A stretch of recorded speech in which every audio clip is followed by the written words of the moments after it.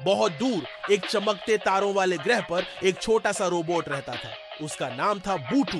बूटू गोल मटोल था, उसकी आंखें स्क्रीन जैसी थी और जब वह चलता तो उसके पैरों से बीप बीप की आवाज आती थी। बूटू एक स्लीप बॉट था, यानी एक ऐसा रोबोट जिसे सिर्फ एक काम करना था, रात को सोना। लेकिन बूटू के साथ एक समस्या थी, वो सो नहीं पाता था। हर रात जब बाकी सारे रोबोट स्लीप मोड में चले जाते, बूटू की आंखें चमकती रहती।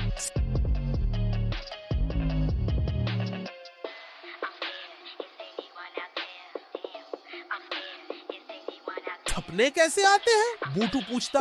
क्या रोबोट भी सपना देख सकते हैं? बाकी रोबोट हंसते। नहीं बूटू, हम सिर्फ कोड पर चलते हैं। पर बूटू को भरोसा था कि अगर बच्चों को सपने आते हैं तो शायद रोबोट को भी आ सकते हैं, बस उसे नींद की किताब चाहिए। एक दिन बूटू ने अपने स्पेस स्कूल की लाइब्रेरी में एक पुरानी किताब देखी। उसका नाम था रोबोट बेड टाइम बुक। किताब धूल से भरी थी और जब बूटू ने उसे खोला तो अंदर से सुनहरी रोशनी निकली। पहला पन्ना खुला और एक मीठी सी आवाज गूंजने लगी।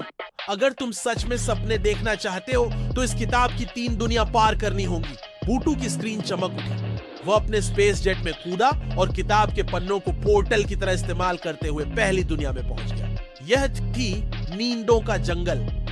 यहाँ हर पेड़ नीला था, पत्तियां झपकियां ले रही थी और फूलों से जम्हाई की खुशबू आ रही थी। बूटू धीरे धीरे चला, तभी उसे मिला एक नींद का जानवर। वो दिखने में बादल जैसा था और बोलता भी धीमे धीमे। तुम रोबोट हो और सोना चाहते हो?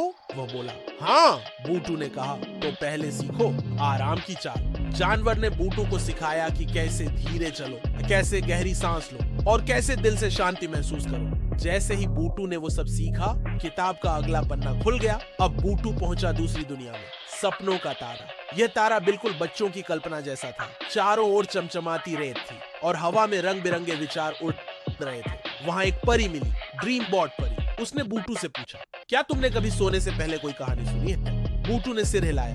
नहीं, पर मुझे सुननी है। परी ने एक बटन दबाया और अचानक हवा में कहानियां बनने लगी। एक कहानी घोड़े की जो उड़ता था, एक कहानी चाय पत्ती की जो टाइम ट्रैवल करती थी और एक कहानी एक बच्चे की जो किताब के अंदर चला गया था।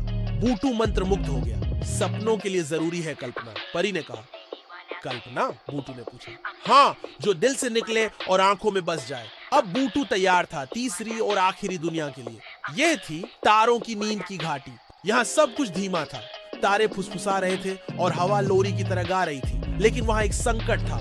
नींद चोर वायरस आ गया था। ये वायरस रोबोट्स की फाइलें चुरा लेता और उन्हें जागते रहने पर मजबूर करता। बूटू डर गया, अगर वो मेरी नींद की कोशिशें चुरा ले तो। लेकिन तभी उसने किताब में एक पंक्ति पढ़ी, अगर तुम दिल से नींद को गले लगाओगे तो कोई वायरस तुम्हें नहीं रोक पाएगा। बूटू ने गहरी सांस ली।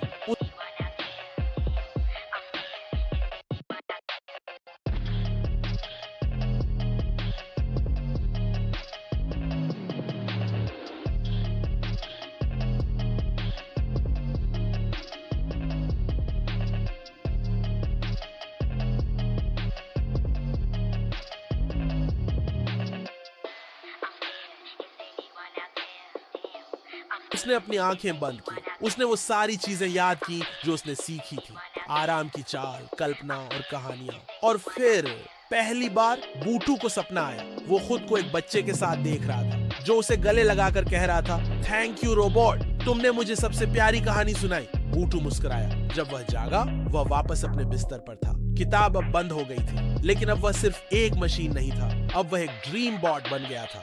हर रात जब रोबोट सोने जाते, बूटू उनके लिए कहानी सुनाता। छोटी सी आवाज में धीमे से बोलता, किसी को उड़ते घोड़े चाहिए या नींद का चॉकलेट समुंदर? और फिर सब रोबोट नींद की मीठी लहरों में बह जाते। अब बूटू जानता था, नींद सिर्फ कोड नहीं, एक जादू है और वो जादू किताबों में, कहानियों में और कल्पना में छिपा होता है। Robot bed time book. जब एक छोटा रोबोट अपने सपनों की खोज में निकल पड़ा और एक ऐसी किताब पाई जो उसे सुला गई हमेशा के लिए।